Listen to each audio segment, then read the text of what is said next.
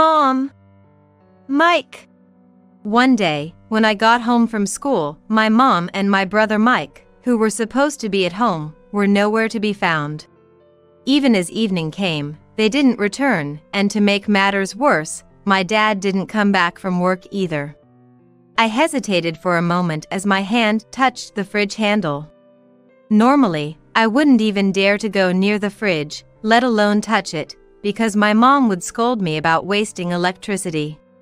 Overwhelmed by hunger, I finally opened the door. Inside, there were only condiments like ketchup and mayonnaise. Desperate to satisfy my hunger, I grabbed the ketchup and squeezed it into my mouth, but I ended up coughing from the strong acidity and sweet spicy taste. I put my mouth directly under the faucet and gulped down tap water. It didn't feel like it filled my stomach at all. Then, I heard a noise from the direction of the entrance. Mom! Thinking everyone had come back, I ran to the entrance, but standing there was my grandmother Susan. Mary! Weren't you supposed to be in Germany? Both my grandmother and I were surprised and looked at each other. Dad, Mom, and Mike all left for Germany just a while ago. I thought for sure you had gone with them. A mix of surprise, sadness, and anger was evident in my grandmother's expression. This is just too much. With a determined nod, my grandmother said, Mary, from today on, you'll live at my house. She smiled kindly and hugged me. My grandmother's arms were very warm. My name is Mary, and I'm in my 20s. Currently, I live with my grandmother, who has been feeling weak in her legs. Going up and down the apartment elevator is hard, but I've never thought of assisting my grandmother as a burden. On the contrary, I feel a debt of gratitude towards her that I can never fully express. If it weren't for my grandmother, I don't know where I'd be right now. My family situation has been complicated since I was young. I struggled with learning words and was slower at reading and writing than other kids in elementary school, not just in English but in other subjects as well, making my grades some of the lowest. Both of my parents graduated from top national universities, and it seemed like they resented me for not being good at studies. Do Mom and Dad hate me? Mumbling to myself, I couldn't understand why my parents dislike me, and night after night, I would fall asleep crying. I have an older brother, Mike, who is 5 years older than me. Unlike me, Mike has always been quick to learn and has consistently achieved top-level results in school tests since he was young. He was even called a prodigy by our school and neighbors, and for our parents, Mike was a source of pride. My mother would always compare Mike and me, sighing and saying things like, "Because of you, our entire family feels embarrassed. Please, try to stay indoors as much as possible." She spoke in an unmistakably unpleasant manner. "I'm sorry, Mom." That was all I could ever manage to say in response.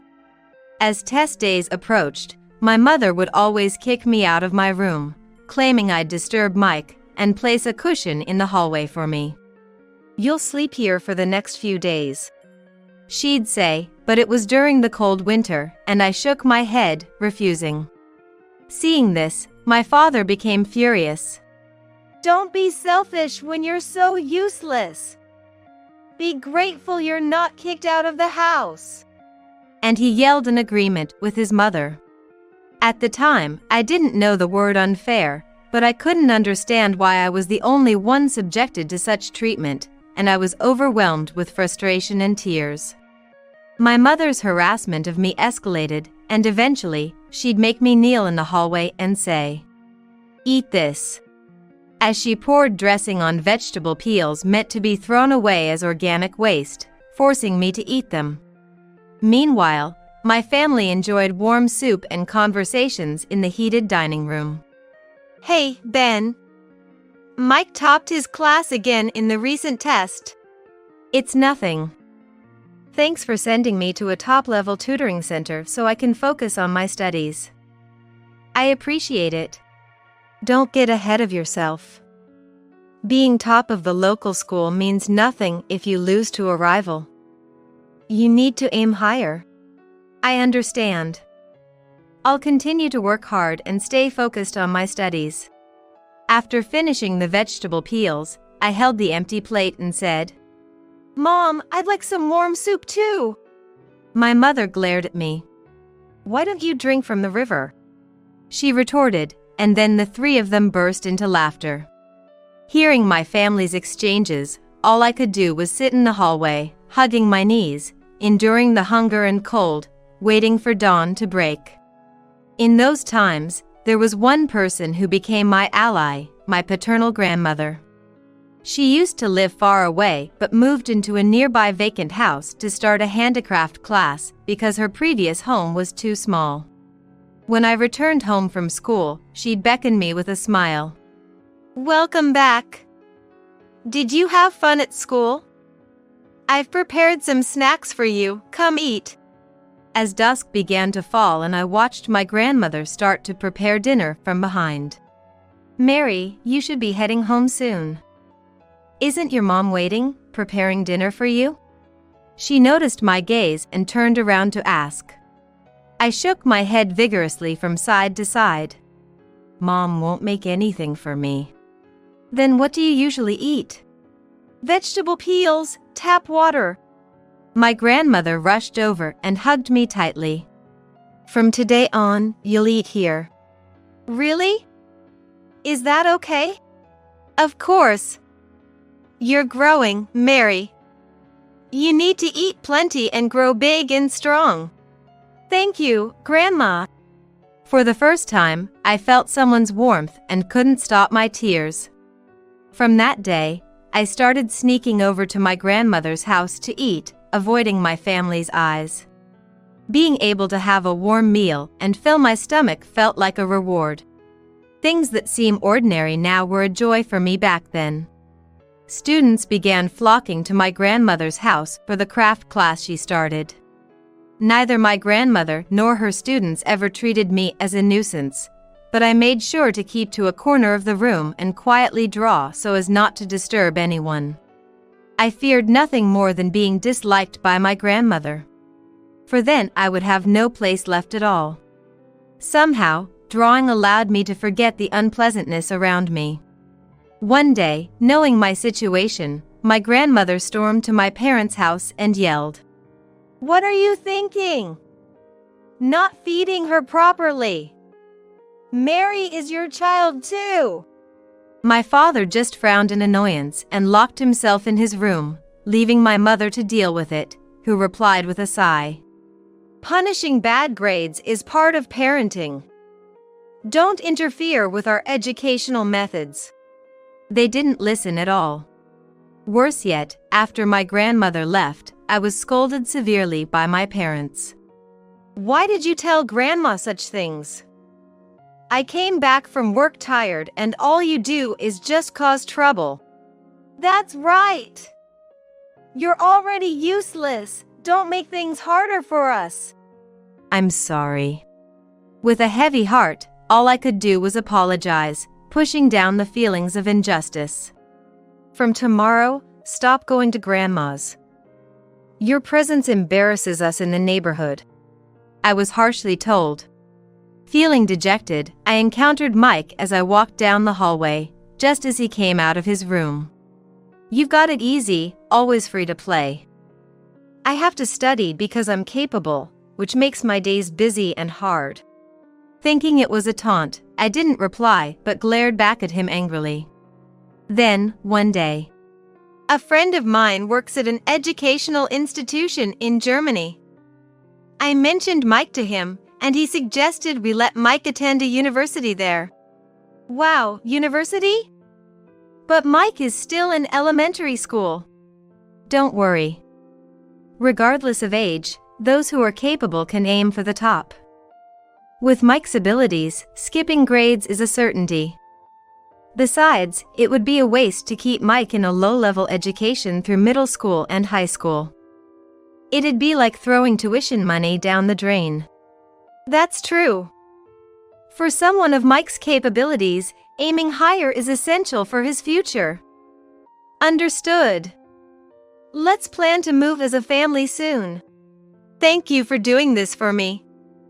Dad, Mom. While overhearing the conversation about moving abroad, I was seized by anxiety. I can barely read and write English. How will I manage to communicate in German after moving to Germany? Won't I just be a burden to my family in Germany? I stopped Mike as he was about to return to his room. Mike, I'm scared of learning German. That's not something you need to worry about. Mike scoffed and locked himself in his room. I couldn't grasp the meaning behind Mike's words. Does it mean that even if I can't understand German, my parents and Mike will help me? Trying to think positively seemed futile given my family's treatment of me up to now. Then, one day after returning from school, I searched the house. Mom! Mike! But my mother and brother were nowhere to be found. Evening came, and not only did they not return, but my father didn't come back from work either. That day, something strange was said to me by my homeroom teacher at school. Will your dad and mom come to pick you up later? The teacher asked with a puzzled look, but I couldn't understand what she meant and was at a loss for words. What did that mean?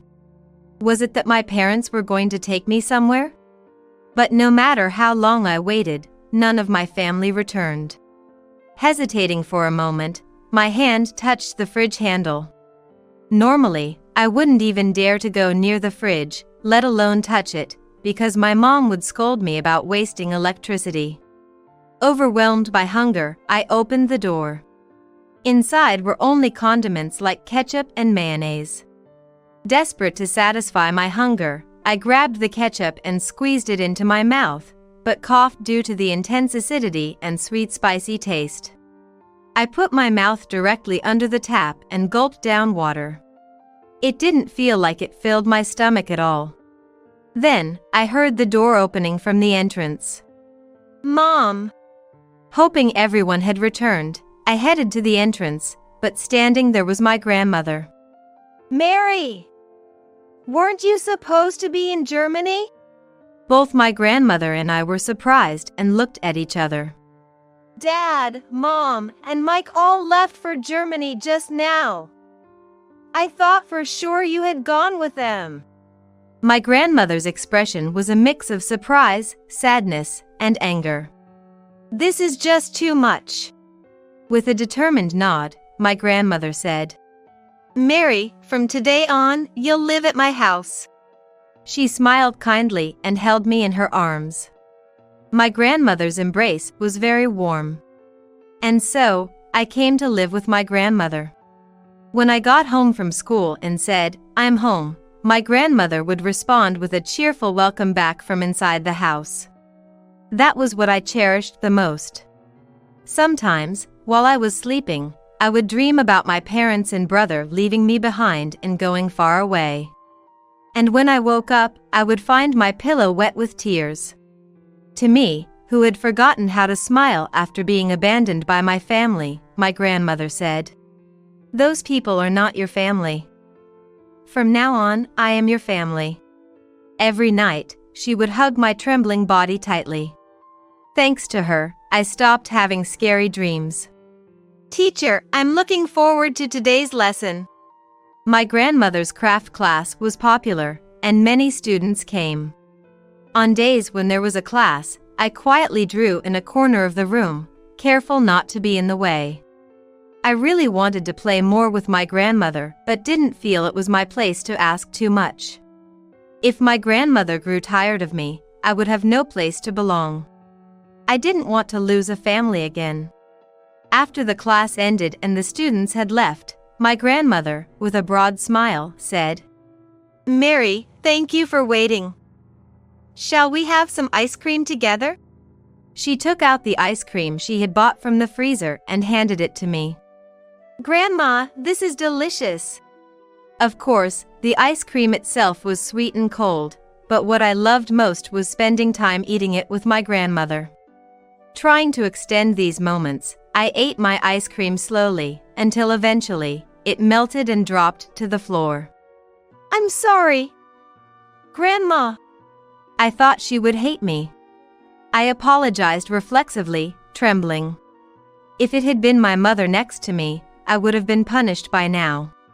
But my grandmother just laughed and didn't get angry.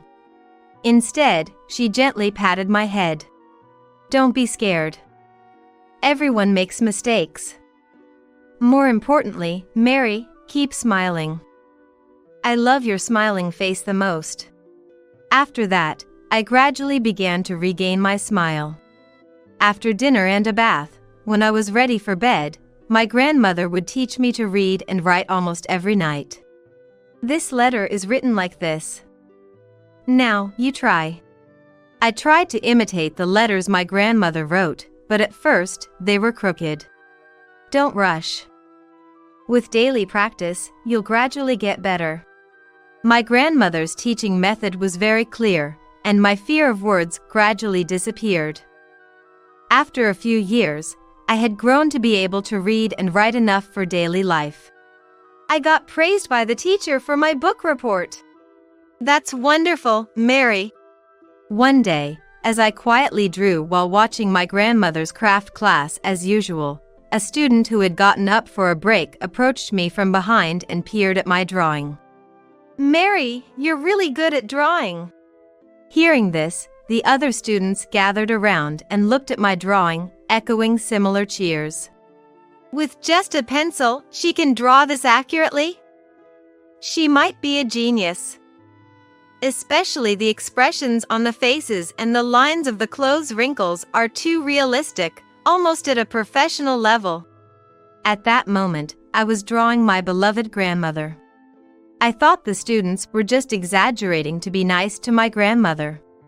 I was simply transferring what I saw onto my sketchbook, nothing more. After the class ended and the students left, my grandmother looked closely at my drawing. Those people earlier were a bit exaggerated, weren't they? I laughed, but my grandmother looked at me seriously. Not at all. You might have a talent for drawing, Mary. I was skeptical, but then... Wow, Mary, that's amazing. I remembered being praised in school art classes by teachers and peers. I had thought they were just being kind to me because my family had abandoned me. Actually, I had no idea how much talent I had for drawing. Am I really that good? Yes, you are. Mary, you have a promising future. I know someone who runs an art class. Would you like to learn there? Yes, I'd love to. It was my grandmother who gave me a clear goal. 12 years had passed since then. Mary? It's really you. We're fans of your work. The expressions of the people, the warm use of colors, just looking at them makes us cry, said a woman much older than me, tears streaming down her face as she asked for a handshake. Thank you. I replied with a wry smile, shaking her hand and posing for photos with a smile. Thank you so much. We're looking forward to your future works, Mary. The gallery was bustling with people every day. I had succeeded as a contemporary realist painter. Mary, you have a TV appearance scheduled for this evening, so we need to start getting ready soon. Understood. But wait a moment. I stopped my manager and looked down. A little girl was desperately reaching out for a handshake. Thank you. Have you always been supporting me? The girl smiled but didn't speak. A woman, presumably her mother, hurried over and picked up the girl. I'm sorry. She's not good with talking to people. It's okay. Don't rush her. I used to struggle with writing myself. But with family around to kindly watch over, you'll eventually find something you love and shine someday. Thank you. The girl articulated her thoughts with effort, despite stumbling over her pronunciation. I'm the one who should be thanking you, I replied, squeezing the girl's hand again. Her mother hugged her child tightly and said, That was wonderful, wasn't it? With a beaming smile. Watching them, I felt confident that the child would be all right. It's time to go. Urged by my manager, I started to prepare to leave when the entrance to the hall became noisy. Please wait! We can't let people without tickets in. At the center of the commotion were a man and a woman in shabby clothes. The security guards were desperately trying to stop them, but they broke through and rushed towards me. Let go. We're her family. We don't need entrance tickets, do we? That's right. You have no right to stop us. Although their appearances had changed drastically over time, the moment I heard their voices, I felt a chill down my spine. The urge to flee overwhelmed me, but my legs were frozen, unable to move. The man and woman were indeed my father and mother. It's Dad, you remember, right? Mary? I'm so happy to see you again.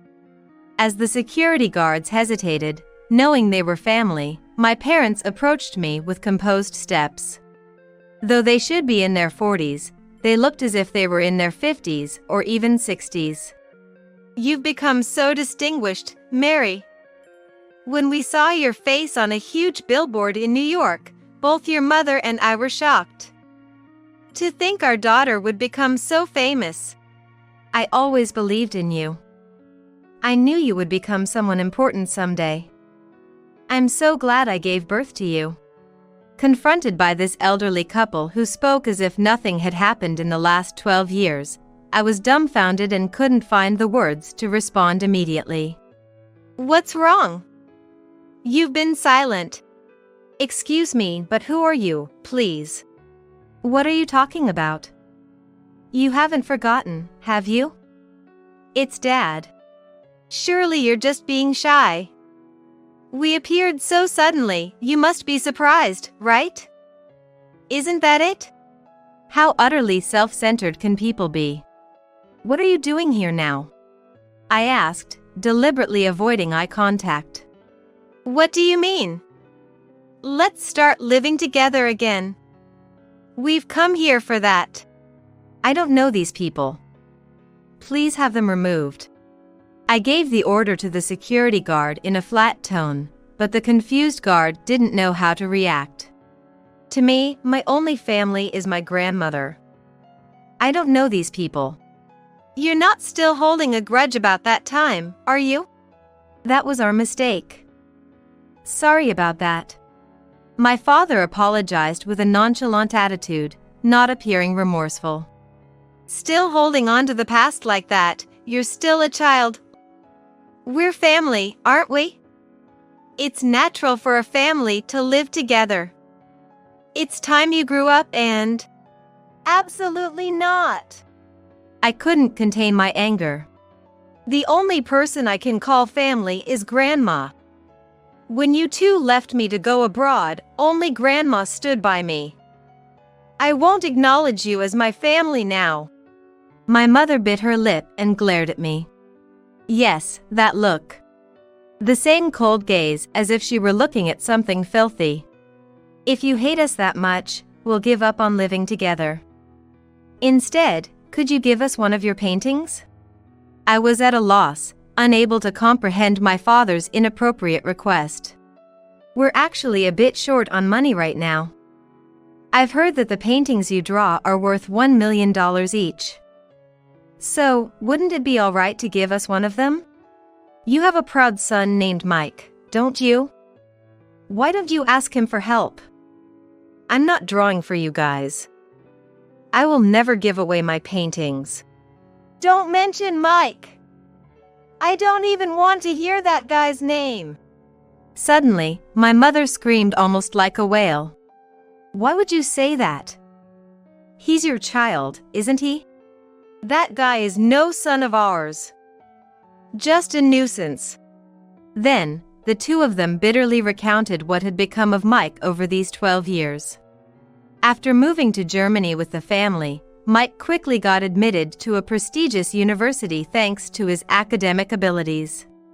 That was all according to our expectations. But soon after, Mike lost his motivation to study. He stopped attending university and started living a wild life, hanging out with bad company during the day. No matter what his parents said, he wouldn't listen, and eventually, he stopped coming home altogether. He even got into trouble with the police. The Mike they described was truly a lost cause. Yet, I felt sympathy for Mike. He must have been another victim tormented by these parents. A few days after my family left me for Germany, I found a notebook in Mike's room. It detailed how he was forced to study every day, wasn't allowed to play with friends, got pigeonholed into a life decided by our parents after accidentally scoring 100 on a test in first grade, and how he was envious of me for not being expected to study. Mike once told me he envied me when we were kids, but I finally understood after reading that notebook. My father whispered, so others wouldn't hear. Just between us, Mike is a lost cause. We tried to rehabilitate him by bringing him back home, but who knows what he's doing now. The police came asking about him recently.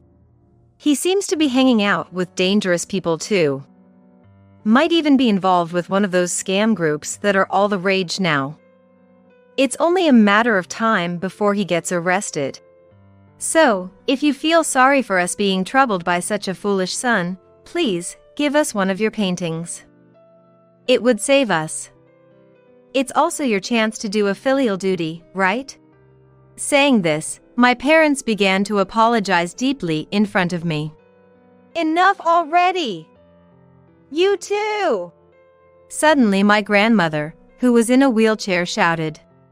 I've been listening quietly, and now because Mike turned out bad, you want Mary to help? What a joke! You were the ones who abandoned that child. Mom? Why are you here? It's my precious granddaughter's exhibition. Coming here is only natural as family. With that, my grandmother glared at my father and mother. You two are no longer family or anything to us. Just strangers. Now, get out.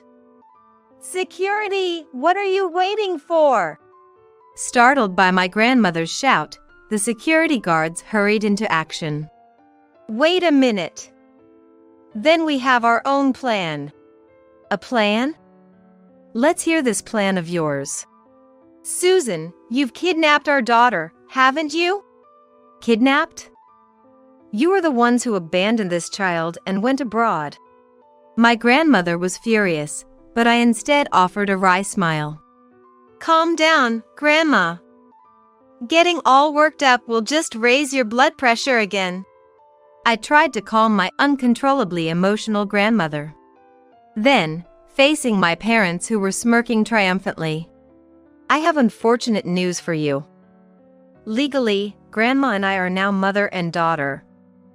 Therefore, she cannot be accused of kidnapping. What nonsense are you talking about? There's no way that could be recognized without the consent of the real parents. But it is recognized. I was adopted by Grandma when I was 18. Legally, adoption without the biological parents' consent is possible if the adoptee is over 18. Don't be ridiculous! How could such a thing be allowed? Despite their protests, my parents attempted to sit down in the gallery but were taken outside by police officers who had been called to the scene. Mary, are you okay? My grandmother asked, gently patting my back with her usual kind smile. Don't worry about it, Grandma. I'm fine, I replied with a broad smile. After being taken to the police station. What a nerve to call yourself a parent! My parents were reportedly harshly reprimanded by the officer in charge. A journalist friend let me in on that bit of information secretly. Later, I learned through the news that Mike had been arrested for fraud. The TV screen showed Mike being put into a police car, but he bore no resemblance to the prodigy he once was called. My parents ended up being responsible for a significant amount of compensation for the crimes Mike committed, and reporters crowded in front of their house daily. Help us out! We're your real parents, aren't we? He's right. Don't you remember that I gave birth to you? My parents kept showing up at my home and studio, saying such things. Considering the future, my grandmother and I decided to move to a high-security apartment where my parents couldn't easily reach us. I'm sorry for making an elderly person like me your responsibility. Not at all. I'm very happy. After all, everything I am today is thanks to you, Grandma. Recently, my grandmother began to fall ill frequently. I hugged her as tightly as I could. I love you, Grandma. Though she had become much smaller, she was as warm as ever.